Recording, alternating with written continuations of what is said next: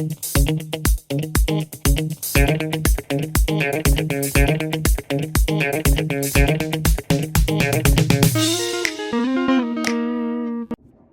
there, it's me again. So you all probably recognize the plant that's behind me, right? So the question today is, what will happen if I touch it? Although that one is too easy, right? So let's look at another question that might be a little bit more interesting.